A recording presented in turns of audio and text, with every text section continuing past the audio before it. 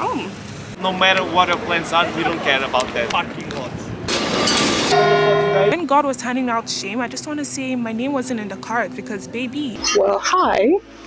Fancy seeing you here yet again for another trip, and this time we are headed to Portugal. This is very exciting, mostly because this was a very last minute trip. It wasn't last minute. I booked it on a whim months ago, and here I am today. I'm taking Air Canada, and I went from Ottawa to Montreal, and Montreal I'm going to Portugal.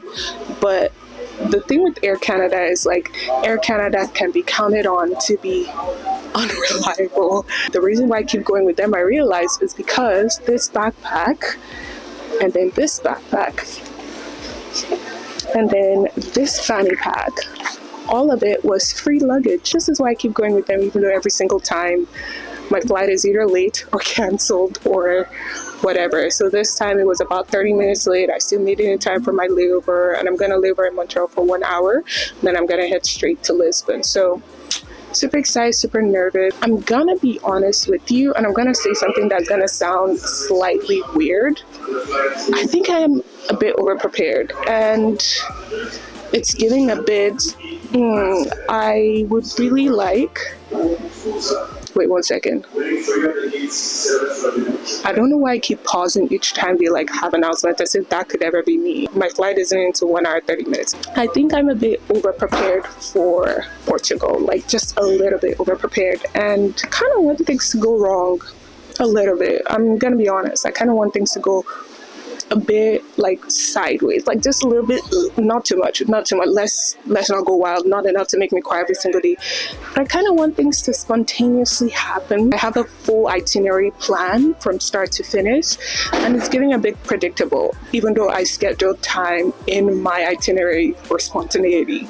I know, it's weird. Can't wait to go, and if anything exciting happens on this flight, yeah, I'll let you guys know, but if not, we'll just skip the whole flying part that I always do with my vlogs. But then again, see you guys later.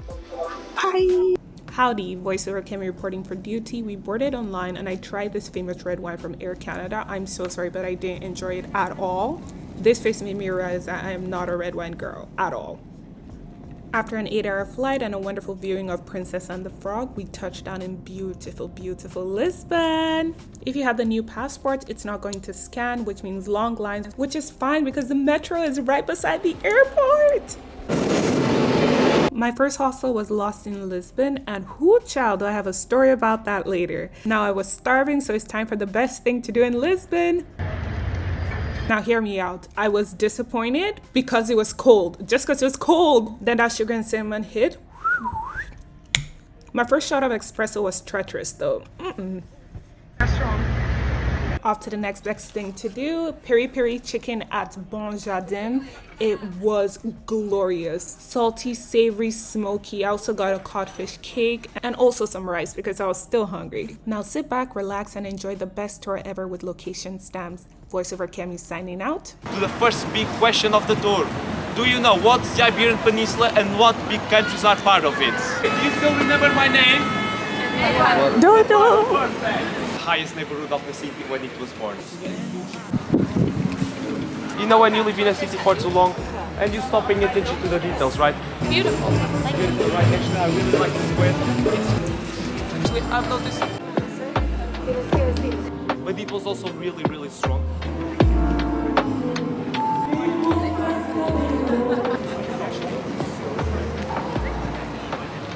So nice. This used to be a parking lot. So you can just imagine cars parked. I don't know who the green guy riding the horse is. And now we're in Alfama. Longer, maybe 3 hours and 10? 3 hours and 15? Okay. Let's go. Yeah. Let's go all together. Okay. I need to. We're almost there.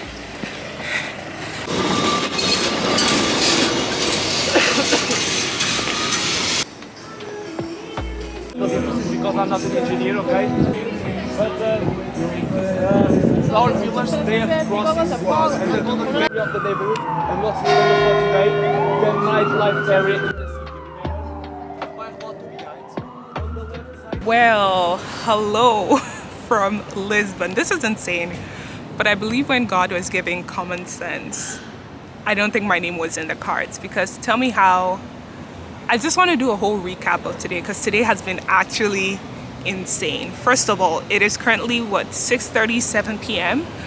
I just came from a tour that was it was amazing. I'm telling you, like, this is actually one of the best tours I've ever done. However, it was 3 hours. It was a 3-hour tour. 3-hour tour in Lisbon uphill is kind of like a 10-hour tour. And these are the shoes I'm wearing. Just common sense isn't common. I don't know why I thought the tour would be, you know, a chill 1 hour, 2 hours. This man took us all the way from Baixo to Alfama to, we're currently on the top of a hill near Alfama. I have no idea. We basically went from the bottom to the top. We've been walking non-stop for 3 hours and it was amazing. I loved every inch of it. It was with chill out tours. I really liked it. However, I don't think this was a wise decision. After the very long customs issue, I got to my hostel at around 11. Everything was chill, everything was calm. Tell me why I get there and they're like, your check-in is not until 3 p.m. I'm like, ma'am, what do you want me to do between now and 3 p.m.? She was like, oh, you could use everything, but your room will not be ready till 3 p.m. And when God was handing out shame, I just want to say my name wasn't in the cards, because baby, I showered, I did my makeup in the hallway of that hostel, and I came out. It was pretty chill and pretty okay.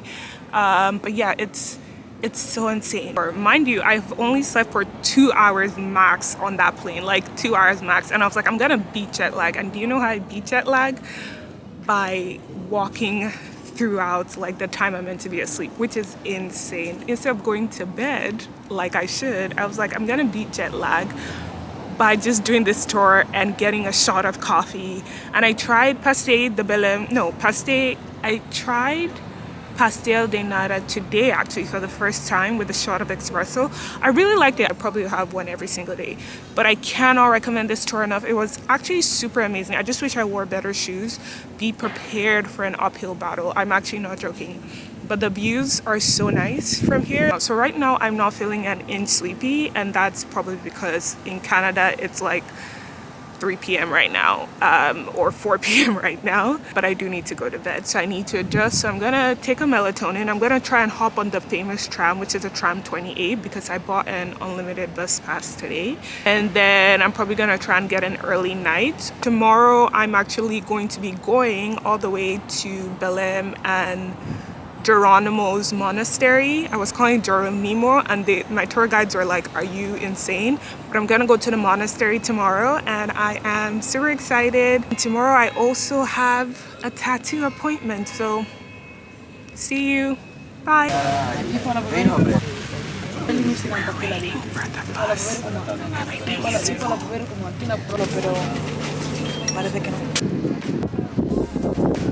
I'm a bit tilted because, well, Portugal.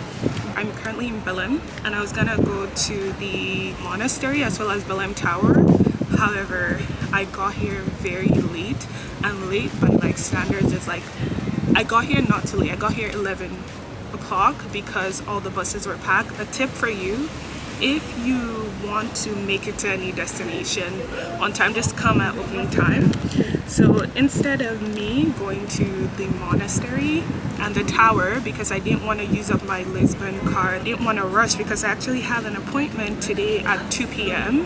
a very special appointment. The place is very far, so instead of just going to the tower and wasting time there and only being able to stay for basically 10 minutes, because the line would take 30 minutes even with the Lisbon card, even though it's like faster, but the line would take 30 minutes. I got a Pasteis De Belem instead, and apparently there is a rivalry between Belem and Manteigaria. I don't know about that. A pastry is a pastry to me, but I got a Pasteis De Belem instead, and I'm going to try it and compare it to Manteigaria. I've had Manteigaria 4 times now in the span of 1 day because I really like it, so I wonder how this would taste. Let me first taste it without like sugar and cinnamon.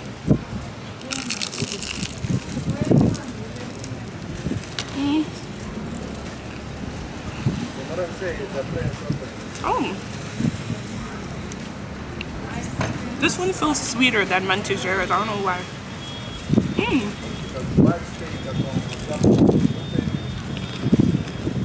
It's It's also crunchy. I'm gonna try the sugar and the cinnamon. Where did I keep the sugar and the cinnamon? Oh.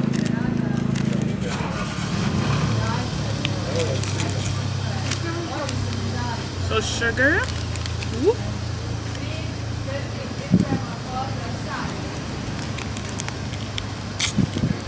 I love the little packets they give you. Cinnamon. Okay.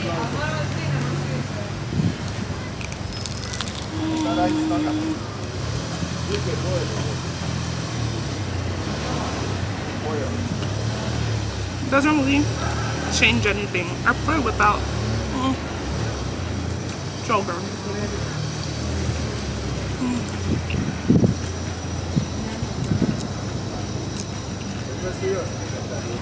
A 10 out of 10, obviously.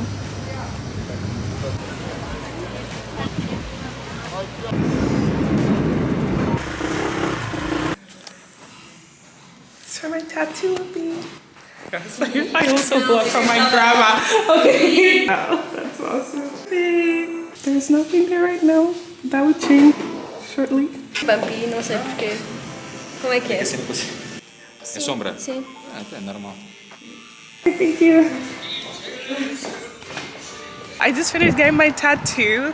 It's underneath my jacket. I did it with Marie Tattoos, and she was very nice, very professional, and she added shading, even though like that wasn't what I thought I wanted, but it really came out nice. As always, shading is the hardest part for me for a tattoo, but I really highly recommend. So today, as we know, unfortunately, I couldn't see the monastery, neither could I see the Belem Tower. But I think I'm gonna be able to catch the Rua Augusta Arch as well. I'm probably gonna be able to catch Pod Museum and the Lisbon Story Center. I'm actually quite hungry right now, so I'm just gonna eat the little sandwich I got this morning from breakfast.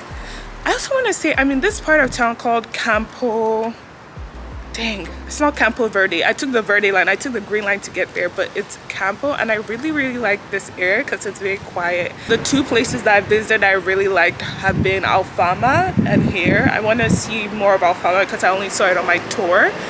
Campo Grande, that's what it's called. Ah, it's close to the airport. I didn't know that.